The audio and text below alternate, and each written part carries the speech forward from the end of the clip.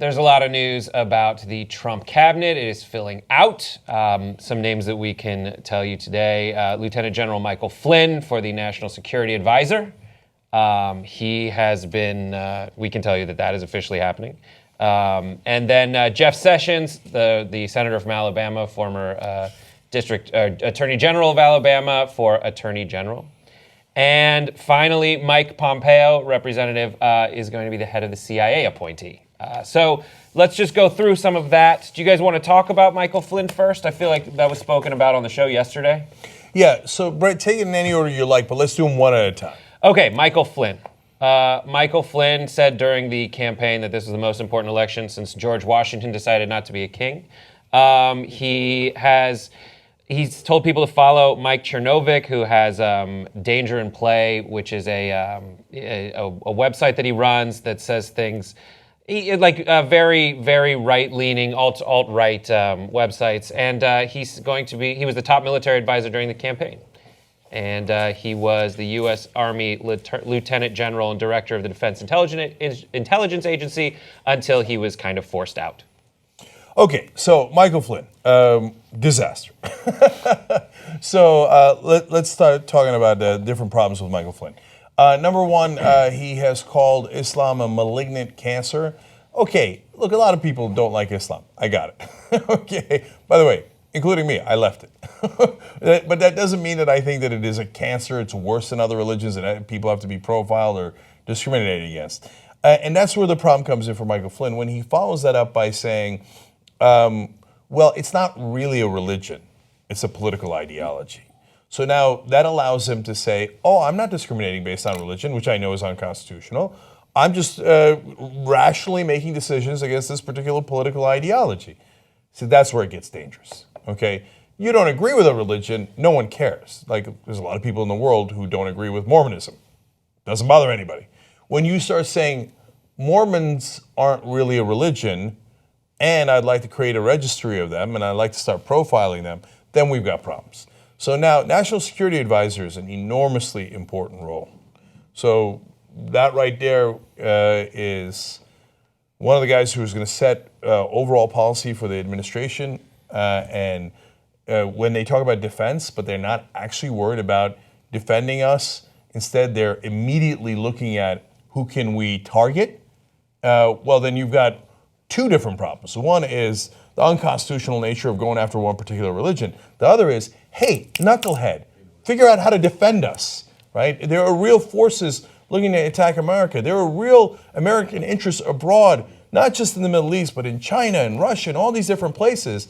And if this guy's obsessed with one particular thing, and it's not just one comment, he's made comment after comment after comment about Muslims. He's got Muslims in the head. So if he's not focusing, well, we're going to have the same problem we had in the last Republican administration. Oops, 9 months in, the largest terrorist attack in American history. And if the guy's already predisposed to blaming someone for it and is not paying attention, you have the attack, and then he's going to blame these guys because he's already made up his mind. It's a recipe for disaster. Feelings, thoughts, everyone else? Agreed? I mean, I'm talking about Flynn. I mean, it's a recipe for disaster because of how divisive he is both within the military, because you have people that served in the military who are opposed to him, who have no political allegiances whatsoever, said that this guy tactically is fine, strategically has no clue, and he is so full of ideology. And then, you know, this is Michael G. Flynn, his son, just to talk, it's consistent with the way that all the names that have come up, if you want us to talk about them separately, talk about race, divisiveness, Muslims, blacks, everybody. His son, so African Americans can have BET, but whites can't have their own dating site. This was in reaction to an intra-dating that David Duke tweeted, and this was back, so David Duke tweeted about an intra-date racist dating site, and Michael Flynn's son was like, oh yeah, I can't believe they don't let us have that, and so the tendencies that these three nominees so far, and I'll keep Pompeo out of it actually, but when you look at Bannon, who's not really a nominee because he won't have to be approved, and you look at Sessions and you look at Michael Flynn, there's a similarity of conduct in the way that they talk about other people. And it's scarier with someone like Michael Flynn because we are dealing with countries where where Islam is a predominant religion, and that's going to be under his purview. So it becomes frightening. It's almost a relief that he's not Secretary of Defense, but it's not like somebody unlike him is going to be there. But it's a relief that he's not Secretary of Defense. But if National Security Advisor, I think we all agree is the second I'm most not saying important I'm not role like in there. really relieved, but I'm just saying that it's, he's not as out front with other countries. Yeah. So think about the third problem that arises out of there from what Michael was saying. So, for example, second largest army in NATO, our top alliance, is Turkey. Turkey is 99% Muslim. So how are they going to deal with former Lieutenant General Michael Flynn as the National Security Advisor when he thinks that 99% of your country is part of a malignant cancer? And by the way, the right-winger in charge of Turkey right now, Erdogan, no prize either.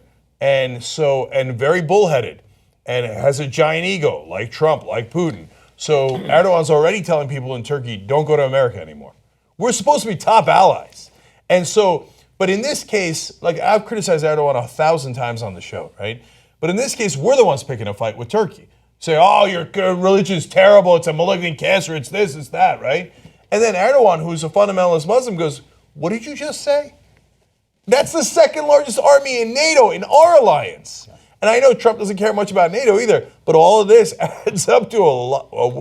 If you start a bunch of fights and it looks like these guys are dying to pick some fights, and then you don't have any friends to back you up, you're going to go into the Middle East and you're not going to have any Muslim allies? Recipe for disaster. Podcast the whole 2-hour Young Turks every single day, commercial-free. All-Star Tuesdays, Aggressive Progressives, Old School, Post Games, TYT Classics. You get it all with membership. Do it now. TYTnetwork.com/join.